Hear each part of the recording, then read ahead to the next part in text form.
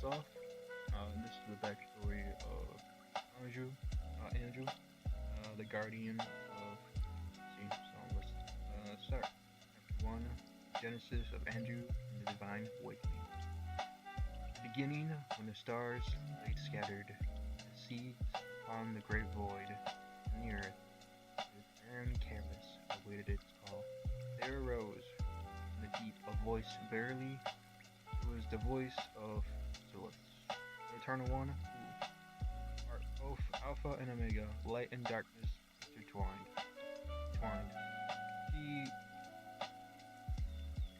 spake unto the heavens, saying, Let there be the third light, yet let it bear witness to the void. Let there be the third world, be both servant and sovereign. And lo, from her breath came forth creation. The heavens themselves did tremble, the weight of what was wrought. And behold, from the void sprang Lumina, a realm of purity, a third kingdom, with an everlasting radiance. But in that splendor was a longing for Scylla. Her wisdom knew that creation, though perfect, must bear witness unto itself to the hands of a mortal soul. Thus she spoke again. Let there be one to bridge the great divide, one who shall walk earth, flesh, yet bear the heart of the divine. So it was that from the bowels of Lumina, Anju did arise, a being of such power that even the heavens quivered to behold her. And Sibyl, seeing the fire within, breathed unto her, Thou art the firstborn of my light, my daughter and my soldier. Thee I charge the balance of all creation. Yet Anju, born a divine essence, bore within her the heart of grace. Even though in the darkened corners of her soul she felt the weight of her birth and rebirth, for she knew not but the hammer of war, the clasp of steel, but the weight to hold thy weapon. Thus, in her innocence, she sought solace. Give us battles that raged around each victory. Her soul grew heavier, torn between the divine and the mortal, losing purpose and desire. Thou came to pass, Mother of Light, who doeth reign over all realms. Looked upon her creation with love and sorrow, for she has seen a rose with thorns like daggers, but a flower nonetheless. For though Anju was strong, her heart heavy, doubt were not yet tempered for the task that awaited. Thus she called forth her daughter to stand before her. In the silence of eternity spoke, Thou art my light, daughter, yet to bear my light is a curse and a blessing entwined. Before thou dost wield thy strength of the stars, thou first must learn to wield thy own soul, for power unbound will rend thee apart. And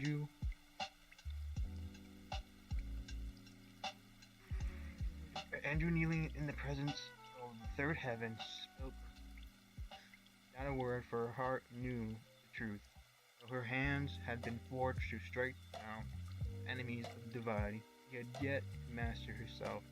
In that silence, she felt the fire of Lumina within her, radiant, untamed, and dangerous.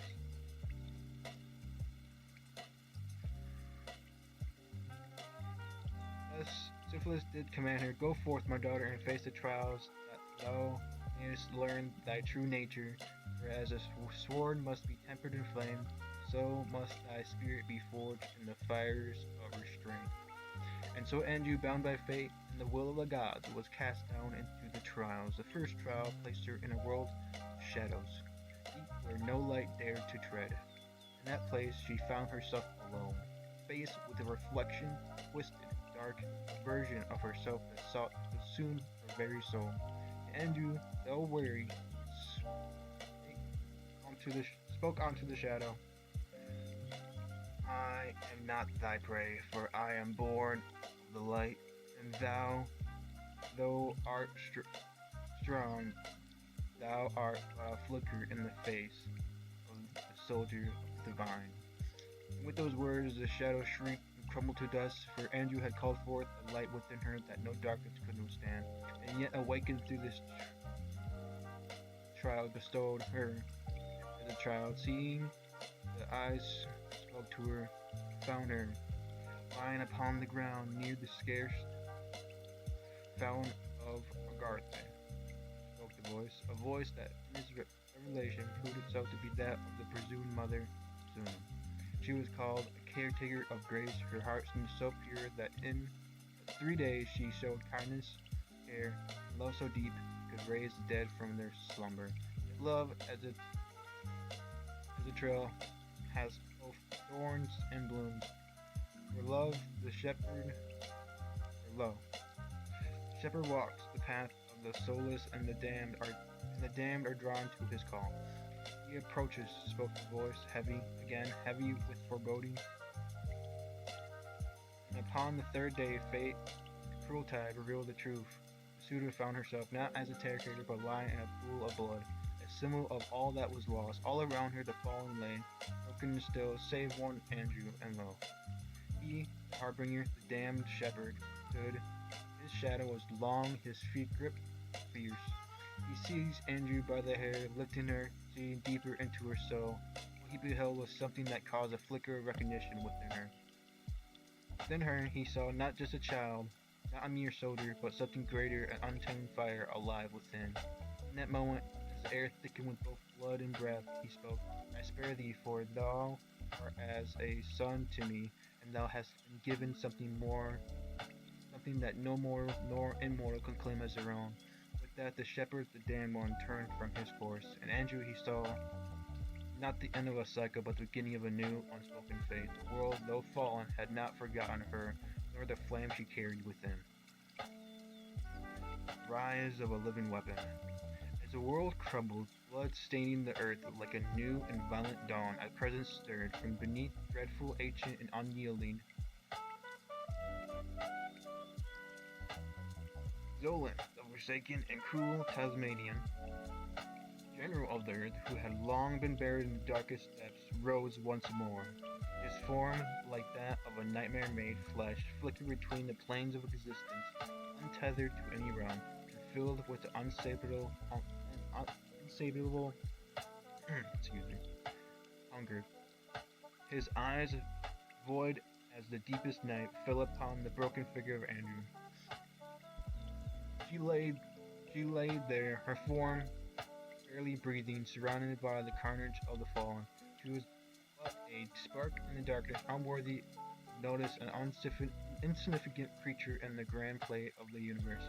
To Zolan, she was something to be shaped, something to be broken, something that could serve his will, and his will alone.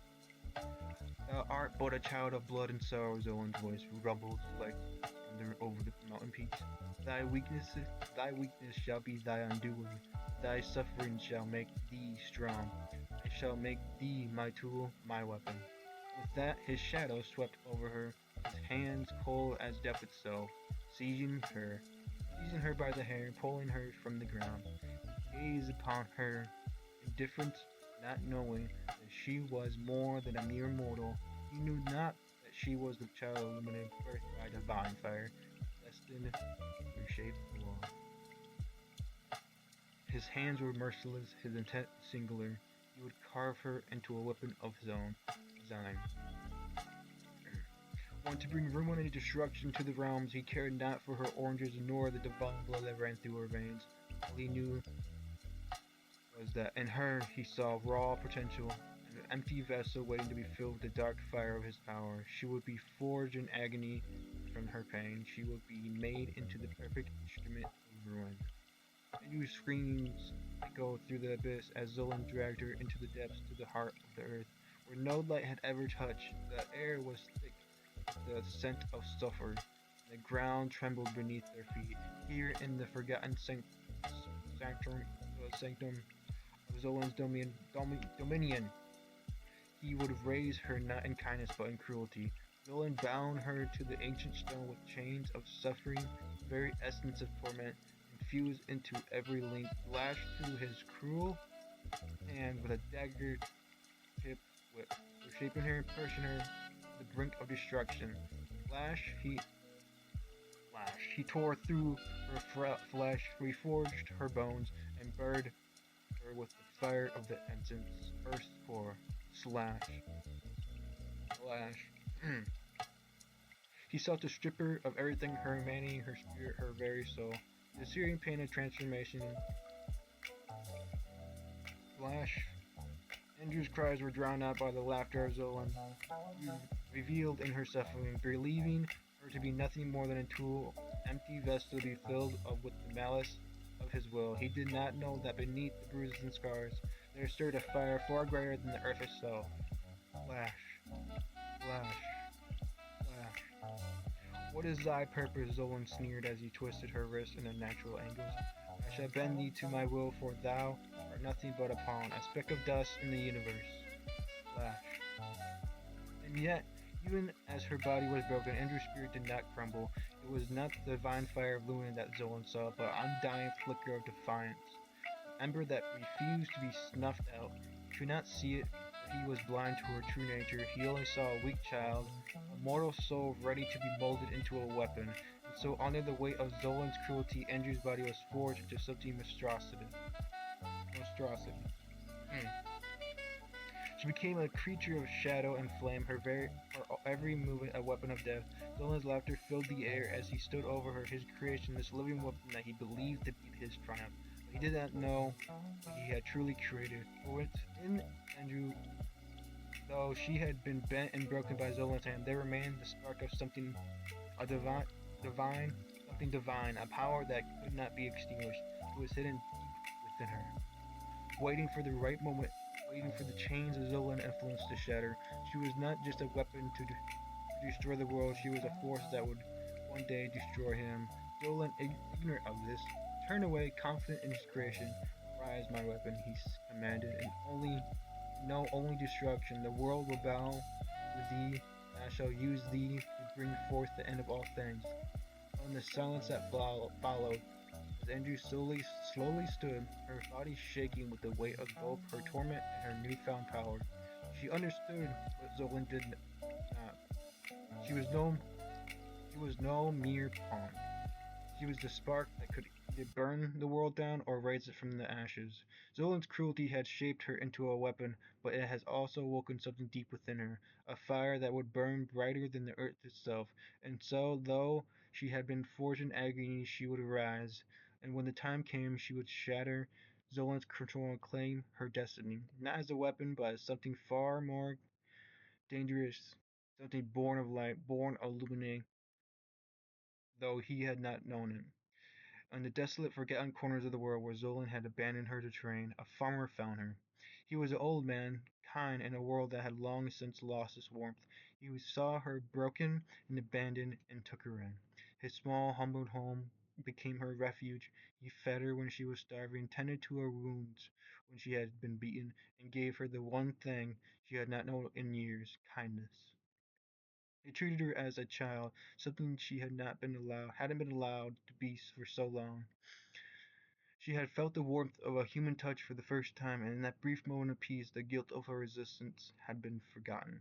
She had even begun to believe that just for a fleeting moment that she could be something more than Zolan's weapon, but Zolan would not allow it. He had always been watching. Zolan's cruelty no new bounds.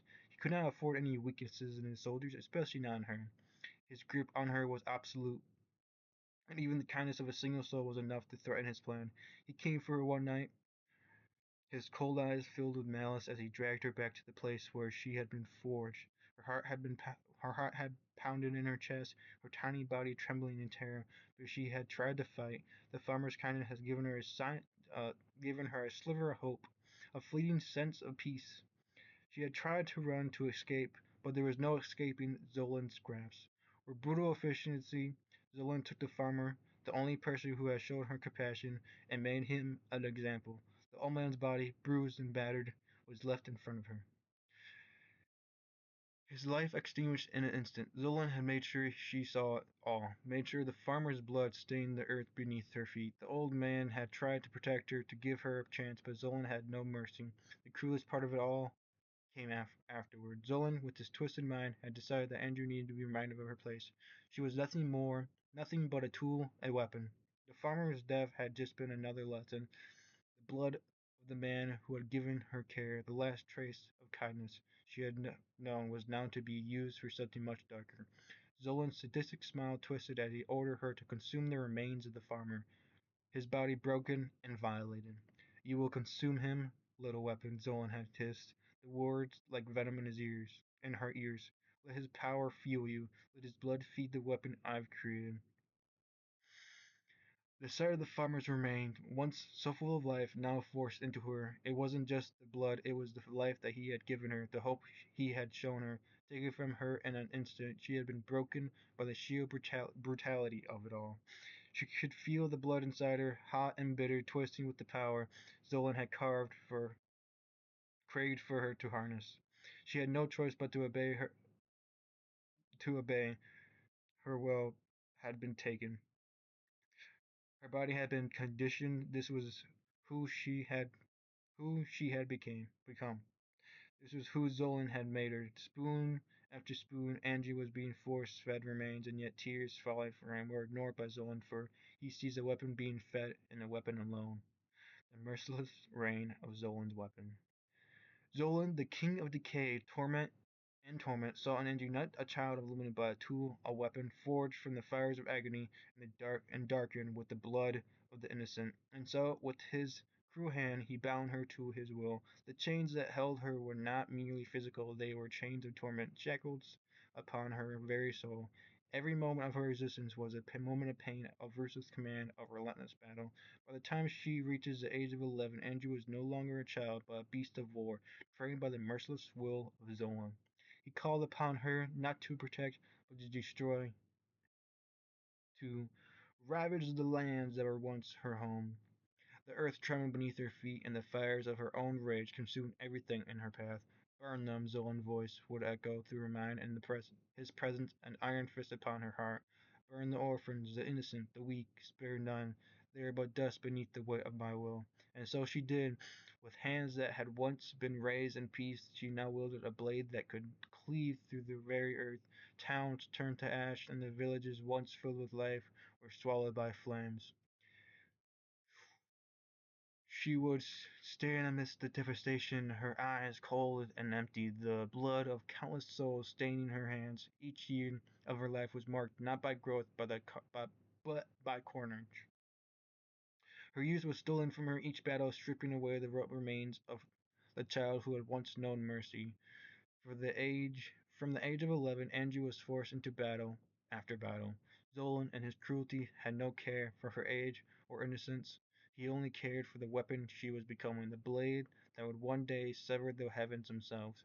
Her years were measured not by her age, but the bodies that she had slain. She had fought and killed as though it was the only thing she had ever known, as though there was no other purpose in her existence. And yet, each time she returned from the battlefield, she felt her soul growing colder, her heart growing heavier.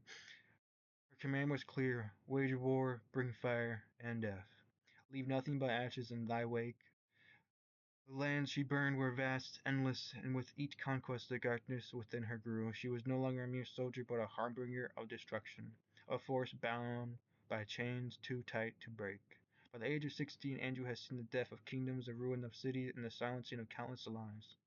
She became a tool of destruction, a name whispered in fear, a figure that carried death in her wake. Yet Zulan, ever the taskmaster, knew that his weapon was not yet complete, and so he sent her on yet another mission, this time to face an enemy unlike any she had ever had encountered before, the Sa Yan, basically a guy. The battle with Sa Yan. The day came when Anju, now near her 17th birthday, in 17th year, was called to face an enemy of divine strength, the Saiyan.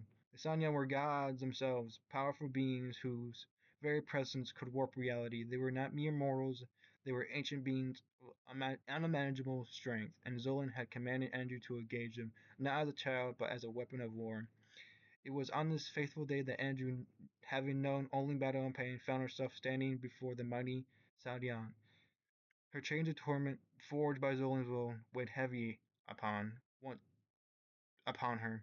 But as she faced the Sunyan, something within her stirred, a flicker of something long, of something long buried, something she had not felt in years, a glimmer of defiance. The battle was unlike any other.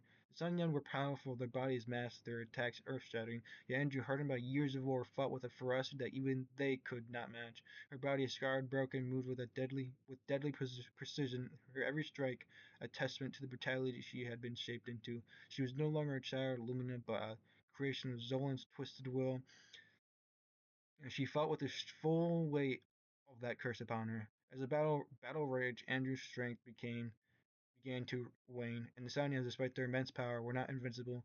But it was in this moment, as her body grew weary and her soul tore between the weight of her command and the flickering remnants of her past, that the change occurred. The fire illumina which Zolan had sought to extinguish became to burn anew within her. It was not the fire of destruction, but the fire of defiance, of resistance.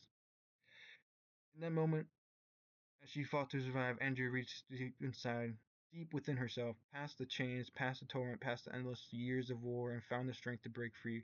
With one final devastating blow, she struck down the sun, saying, Hellblade Ignition. It was not the strength of a soldier fought in pain, but the strength of a being who refused to be controlled, who refused to remain a weapon. The Sanyan fell, their power broken, and the land trembled beneath the weight of their defeat. But as the dust settled and Andrew stood victorious, she knew that this battle was not the end, but the beginning, for though she had won the fight, Zolan's chains still held her, and her soul still bound to his cruel will. Vengeance, wrath, and the gates of hell. Anju, having cast her fate into the winds of the world's ruin, turned with burning resolve toward Tasmania, the land she had once protected, now a distant memory tainted by betrayal. Aged 20, her soul, once torn between duty and love, was now a crucible of rage and vengeance. The weight of the cataclysm she had unleashed in Frostvale was nothing compared to the darkness that consumed her now. She had been molded into a weapon, a being of relentless power, forged into the fires of torment and hatred. The fire within her, ignited by Lumina and twisted by Zolan's hand, burned brighter than ever before. It was no longer a fire of creation, but one of wrath, a flame that could raise all in its path. She would have her vengeance not only against Zolan, but against Tasmania, the land that had exiled her, the people who had forsaken her. Andrew descended upon Tasmania like a storm, her fury unstoppable. She tore through her own soldiers, the ones Zolan had commanded her to fight along for years. The cries of their confusion and the fear was drowned beneath the thunder of her rage. She was not the child they once knew, but a soldier they made, and no one stood in her way. She moved through them like a tempest, her blade cutting through armor, bone, and flesh alike. The very earth beneath her feet trembled as if it too feared the wrath that now surged within her. As she reached the heart of the city where the elders had once called upon her for guidance, she felt something deeper, something darker stirring within her. It was Zolan, watching from afar, even the puppet master, even ever the triumph. Ever the puppet master, ever the triumph. Thou hast broken everything I built, Andrew. Zolan's voice thundered through her mind, taunting her. Tasmanian is mine to control, and you will be nothing more than a tool of destruction. You are mine, and I will not allow you to be free. The rage that flooded her veins was no longer a mere ember, but an inferno. You are nothing but a lie, she hissed through clenched teeth, her voice cold as death. I am no tool, Zolan. I am not your creation. I am a child of Lumina, and your reign of cruelty ends now. With those words, the ground beneath them cracked and split, the very fabric of reality bending to her fury. Zolan, in his arrogance, thought himself untouchable. He had made a pact with the devil, sold his soul for power, and now he stood before her, his form as twisted and corrupted as dark deeds. You are mine to destroy, and I shall see you undone, Andrew growled as she raised her blade high. Zolan sneered, his form flickering between shadows and light, a grotesque image of his true self. He stepped forward, confident in his dominion over the world, believing himself to be the true master of fate. You have no power over me, Andrew. You are a child of ashes, a broken soul, and I am the master of this earth. Nothing will stop me. Andrew's eyes burned with the fury of a thousand suns as he threw himself at him. The earth shook beneath their battle as Zolan summoned his dark powers, forcing Andrew into submission. She fought back with all the strength she had, each stroke a desperate cry for freedom, for vengeance, for justice. The battle raged, each clash of the worlds, shaking the very heavens. The very earth seemed to weep with the pain of their struggle. The confrontation, descending Zolan to hell. With a roar that could shake the heavens themselves, Andrew finally broke through Zolan's defenses. She had no more mercy, no more hesitation. She reached him, her hand grabbing his throat. With a violent twist, she tore him from the mortal plane. The gates of hell, dark and twisted, loomed before her, the flames licking at her heels, the heat searing her skin. No! Zolan screamed in desperation, his voice filled with fear as she dragged him towards the gates. You cannot do this. You cannot cast me into the abyss. I am Zolan. I am master of all realms.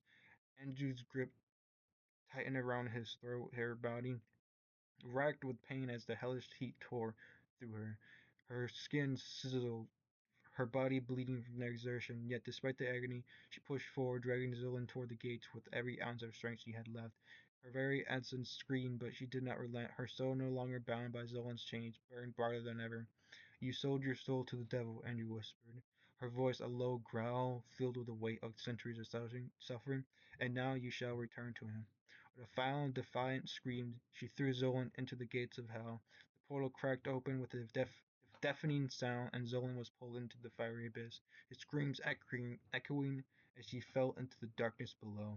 The gates of heaven shuddered violently as if unwilling to claim him, but Andrew, using every last shred of strength in her broken body, reached out and slammed the gates shut, sealing him within. The heat was unbearable, the agony ripped through her body, through her body nearly consumed by the force of closing the gates. Her skin burned, her muscles tore, and her soul screamed in defiance of the price she was paying. She did not stop. She could not. The gates closed with a final bone-shaking crash, and for the first time in years, the earth fell silent.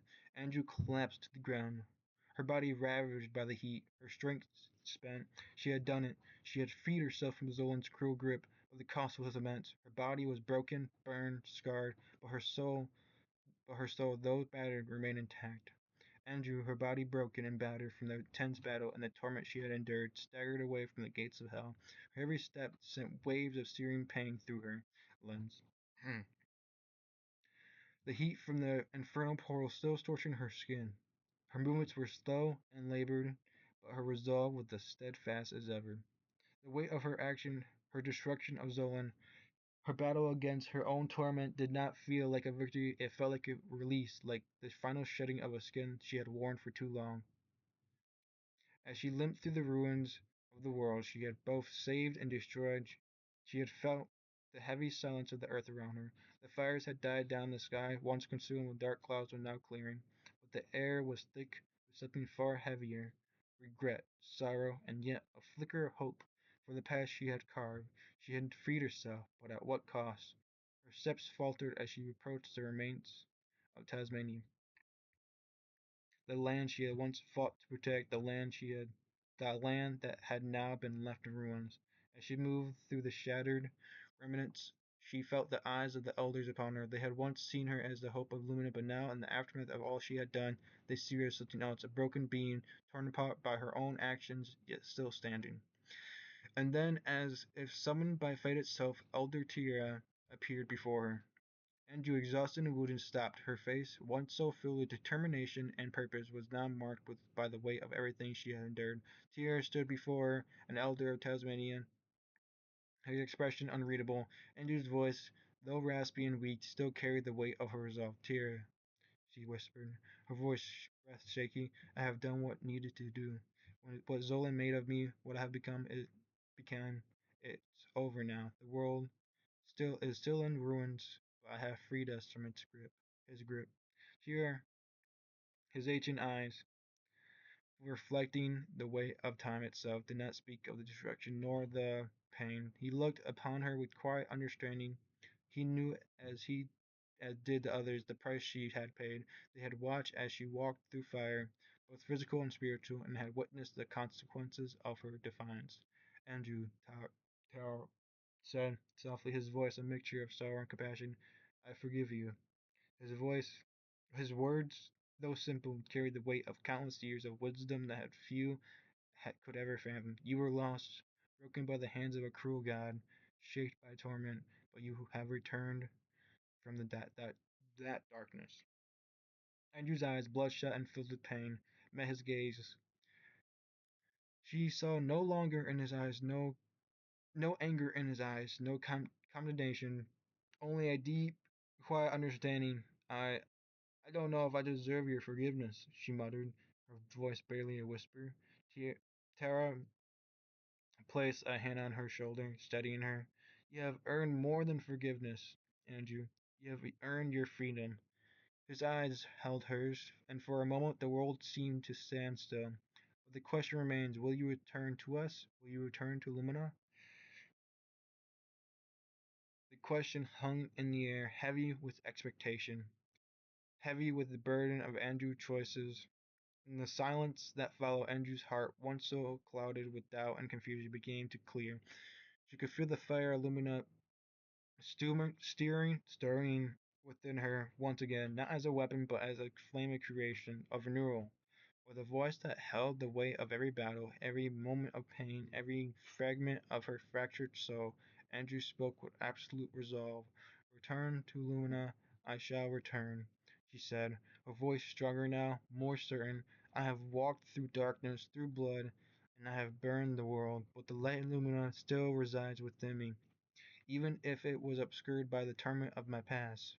Her gaze fixed firmly ahead, her eyes now burning with a new purpose. I will return, not as Zolan's weapon, not as a tool of destruction, but as the one I was always meant to be, a force of creation. I shall rebuild I what I have torn down. Tara nodded a faint smile. A faint but knowing smile crossed his weathered face. Then, Andrew, we shall wait for your return. Lumina is your home, and though the road ahead is long, it is yours to walk. We shall be here when you are ready. And so, with the weight of her past, her battles, and her newfound resolve, Andrew turned her gaze towards the horizon. The world before her was shattered, but it was not beyond redemption. She had freed herself from Zolan's chains, and now, with the fire Lumina rekindled within her, she would return when the time was right. As she limped away, the ruins of Tasmania behind her, and the promise of Lumina ahead, she knew that this was only the beginning. The world would not heal overnight, and she would not forget the price she had paid. But the path she had once walked in darkness would now be a path of light, and she will return when she was ready, not just to Lumina, but to herself. The journey of regret and revelation. The years stretched before Andrew like an endless desert, both literal and metaphorical. She had traveled far from the lands of her past, crossing vast plains and endless deserts, where the scorching sun seemed to burn away not only the earth but also her very soul. The cities she had passed through offered no solace. Each town was filled with voices of fear, of judgment, and of distrust, whispers of her past deeds, her destruction, her name tainted by the fires she had set.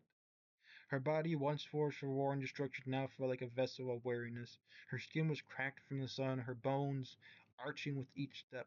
There was no rest for her, no place she could call home. The burning fire of vengeance and regret that had been once driven her now felt like an empty void, a gaping wound that could not be healed by a mere travel or fleeting moments of respite. For years she searched and searched and searched and searched and searched for answers, for a purpose, for some way to atone for the horrors she had unleashed upon the world. Yet every answer she found led only to more questions. The world was broken, and so too was she. No city, no person offered her the solace she sought. The endless journey had only deepened her despair. One faithful day, after years of wandering, Andrew found herself in an empty grass field barren of life, save for the wind that whispered through the tall blades. She fell to her knees, the weight of her endless journey too much to bear. Her spirit was broken, her soul bruised by the years of searching for something she could never find. There was no more answers, no more places to run, and no more strength to fight. Her heart was as empty as the fields that surrounded her. She collapsed into the ground, exhausted and defeated, her body trembling from the weight of it all. She had failed. She had caused the destruction of Tasmania, and even the very essence of Lumina. Within her she had been tainted. There was no redemption for her, no way to undo the damage she had done. Her cries were lost to the wind. Her body felt as if it could no longer bear the weight of the years. But then, as if summoned by the very anguish that consumed her, a presence descended upon her, a figure radiant and divine, casting a light that made the shadows of her despair feel like a distant memory. It was Syphilis. Anju, though weak and exhausted, recognized the presence of the goddess who had once been both a mother and a guiding force. Syphilis, with her glowing form and infinite grace,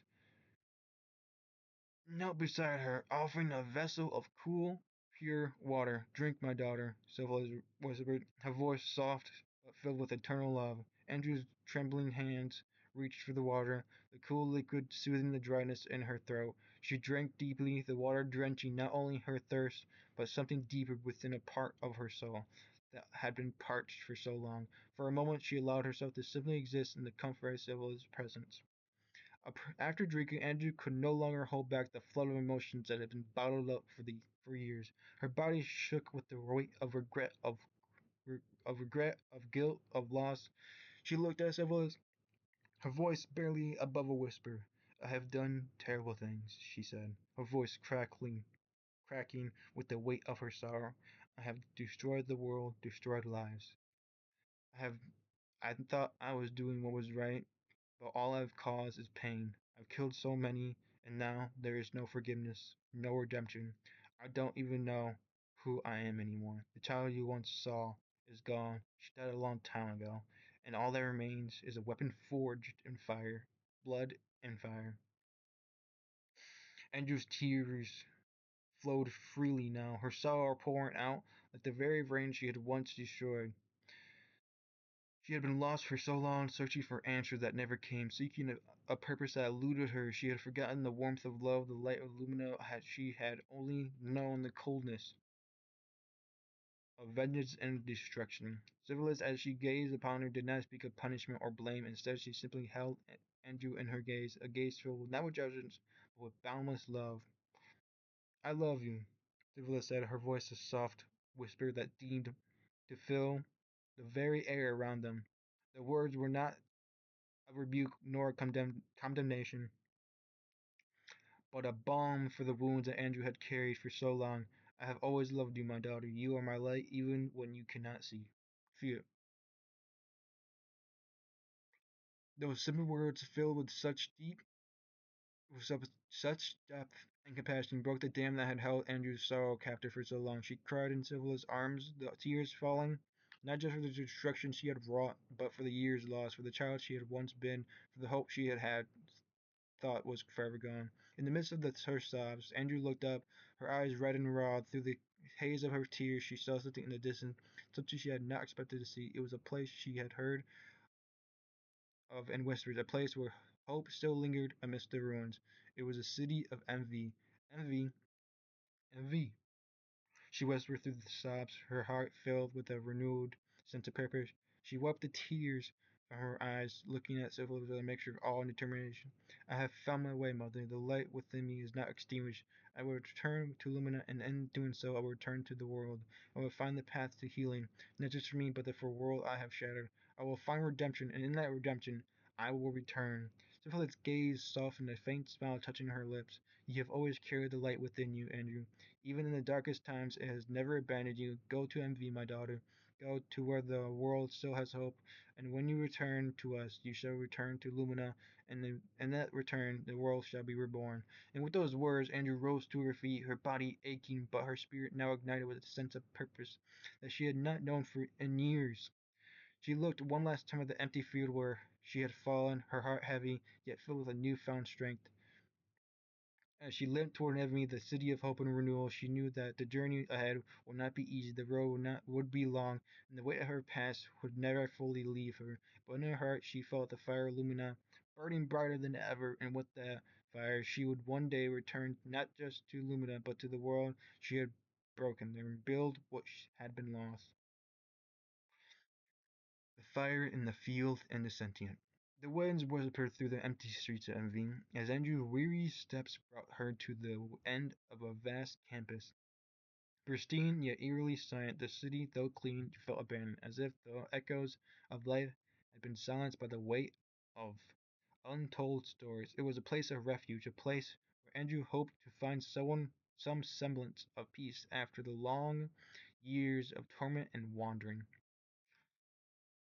But as her foot touched the campus grounds, a spark of energy surged through her. instinctual feeling as if the very air around her trembled with a latent power waiting to awaken. Her hand, though scarred and weary, reached for the hilt of her blade. Without a second thought, Andrew's gaze hardened in a burst of fiery energy shot from her hands. The flames ignited, swirling into a shape of intense fire, a blaze of crimson that flickered in the center of her field. The flames swirled around her as she stood still, the fires forming a circle, its warmth enveloping her like an old familiar embrace.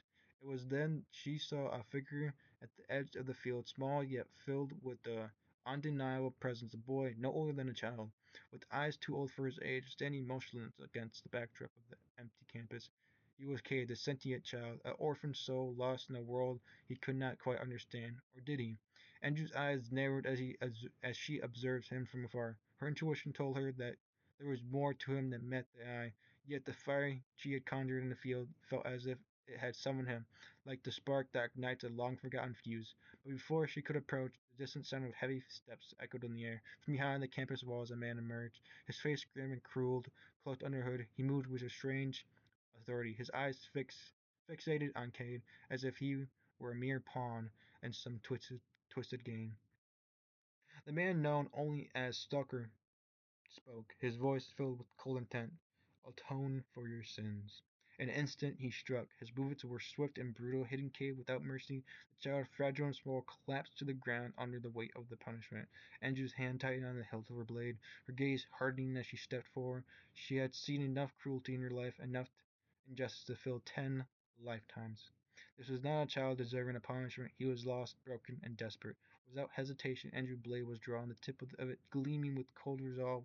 She stepped into a space between Stalker and Cade, her voice a low growl filled with the weight of all she had endured. "Touch him again," she commanded, "and you will answer to me." Stalker sneered, undeterred by her presence. He failed, and those who fail must pay the price. Andrew moved in a blur, her blade a flash of deadly precision. The crack of metal against bone echoed as she swiftly disarmed the man, and yet he flooded her in a stasis and pulsed her back, knocking her to the ground with a force that sent shockwaves through the air, and then with such a shimmer, a blow that made him feel this strange power. He actually didn't understand a strike to his gut had blasted him to the ground, but later she stood facing him, her eyes burning with the fury of the fire she had summoned, her blade raised above, ready. "No one harmed this child under my watch." Her voice was cold, cutting through the tension in the air like a blade of its own. Stalker slowly stood, turned his back, but not without a final glare. He spoke with venom in his voice. "You may think you've saved him, but the world is cruel, and he will never be free of his sins, and neither will you." As the stalker disappears into the shadows, Andrew turned her gaze down to Cade, the boy lying in the grass, broken but alive. His eyes were filled with a sadness far too deep for one so young. He looked up at her with fear and uncertainty, as if he expected her to be another figure who would condemn him. "Why did you why did you stop him?" Cade whispered, his voice barely audible. Andrew knelt beside him, her expression softening for the first time in years. "Because no child should bear such punishment. No one should suffer for mistakes they didn't choose." Cade looked up at her, his eyes wide with a mixture of surprise and hesitation. He had known nothing but cruelty, and the warmth of her presence was a stark contrast to the cold, unforgiving world he had known. Days passed, and Andrew stayed in envy, but not close. On the fourth day of envy, as the sun began to set over the quiet city of envy, Cade dropped something, a simple blue scarf that had once been a token of someone he had loved and lost. He let it fall from his hands as it fluttered to the ground. A piece of his soul seemed to slip away. Andrew, watching the boy, who had been both a warrior and a child, walked over and picked up the scarf. She stared at it for a long moment, the weight of his sorrow now resting in her hands. She knew that Cade, like her, carried the scars of a life too young to endure such pain. Without saying a word, Andrew carefully folded the scarf and placed it beside him, a symbol of her understanding of the things they both had lost, and the things they could still find. The following days passed in quiet reflection. Andrew, though physically weary from her journey, found herself settling into the peaceful rhythm of envy, watching over Cade in silence, giving him space to heal. Yet something began to stir within her, a sense of purpose she had not had not felt since the days of her war. She had walked through the fires of destruction and had known suffering and torment, but here in MV there was something different, something worth protecting. Finally, after 4 days of quiet silence, Andrew approached Cade once more, the blue scarf still tucked in her hands. Cade, she began softly, her voice no longer filled with the icy resolve of a warrior, but with something more gentle.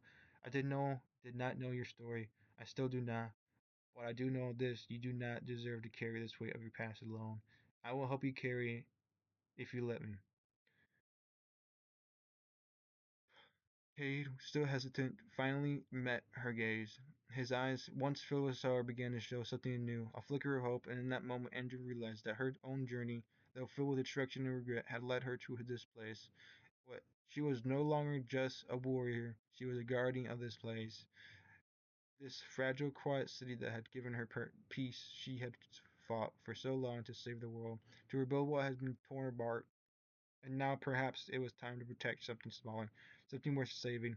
As she stood there, watching Cain, her heart felt lighter. She was no longer the child of war, no the soldier of Lumina. She was something more. She was a protector, a guide, and a beacon in the darkness. And so, with a quiet promise, Andrew made a hard vow to herself. She would stay. She would guard this city, this child, and whatever future it held. For now, her mission had changed. The world she had once destroyed needed her to be something else, something kinder, and she would rise to meet it. The beginning of a new trilogy. The rooftop bar sat under the moonlight, far from the noise of the city below. The world seemed to pause, it paused, fading into the quiet, leaving only the hum of the night. Andrew worked at the stove, her hands moving, with practiced rhythm, chopping, stirring, preparing. No magic, no divine flame, just a labor of her hands, the simple act of cooking. It wasn't for him, it wasn't for any purpose, other than the quiet ache inside her that begged for something different, something she could touch with her own hands, something real. She wasn't here to comfort him, she wasn't here to care. This was about proving something to herself, proving that she could do something with her own strength. She wasn't a weapon anymore, but she had no idea what she was supposed to do. The flames around the stove flickered, casting shadows over her face as she worked. Her thoughts drifted back to the battles, the endless wars that had once defined her, to the days when every choice she made was for the fight, for survival, for someone else's cause. She had never been allowed to choose. Now in this moment she chose to put her hands to work, chose to create something from nothing, something simple, something without consequence. It was a fleeting piece, but it was hers for the moment. The food simmered, the smells filling the cool night air, and she felt something stir in her chest. It wasn't joy or contentment, just a brief release from the weight that had hung around her neck. For centuries she focused on the meal, on the task in front of her, because it was something she could control. Cade sat nearby, silent as always, watching her. He said nothing as she worked, only occasionally sipping from the slushy she had made for him. The small, mundane things, the things she would never allow herself to have before. And yet she still couldn't let herself fully rest. There was always the nagging sense that she wasn't finished yet. There was something she needed to prove. She set the meal down on the table, arranging it with care. A simple dish, nothing extravagant, but for her it was a fragile attempt to fill the empty spaces in her mind. She didn't say anything at first. She just stood there for a moment, watching Kate's gaze linger on the food. Finally, he spoke, his voice quiet but genuine. "This is good," he said, his eyes meeting hers. "Really?" His Her heart skipped. She wasn't sure if it was because he liked the food or if because it felt like he was seeing her in a way no one else had. But the moment passed quickly like an illusion that, that flickered and faded. She sat down across from him, picking at her plate with no real appetite, her thoughts still swirling with questions she couldn't answer. Cade didn't press her for answers. He didn't ask about her past or the way she cared. He just sat there quietly, eating, the slushy melting in his hand. He didn't need her to explain herself. For once, she didn't have to say a word. Maybe that was enough for now. What wasn't enough for her, she couldn't help but ask, "Are you alone, little one?" He looked up with an expression soft as his eyes steady. "No, there are others. They're just not here yet." It wasn't the answer she was hoping for, but it was the one she needed. Trying, it felt like such a small word, but it settled in her chest like a weight she hadn't realized she had been carrying. She didn't need to worry yet. She did. She didn't need to have everything figured out yet. She wanted clarity from what would be pointless to find. She just needed to keep trying to find it. The night stretched down, the quiet between them comfortable, but filled with unspoken understanding. As the last of the food was finished, they both sat back, watching the lights of the city below. For a brief moment, Andrew let herself believe that things could be different, that there was something else waiting for them, waiting for her in a strange, fragile peace.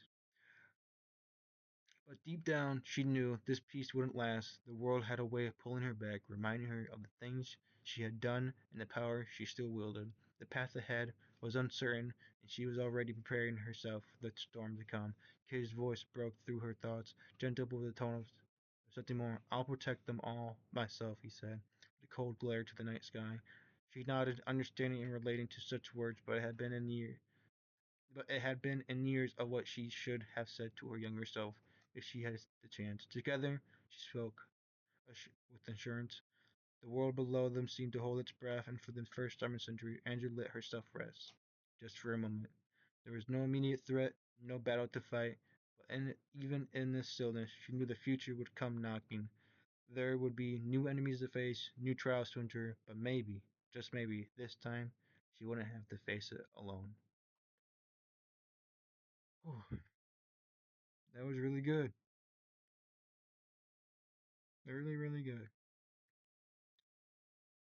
Uh, if you enjoyed this story, leave a like on it. If you want to see or listen to more of this, leave a comment. Leave your thoughts. My thoughts on this story is very in depth and it's very interesting. Um, definitely, definitely really good. So yeah.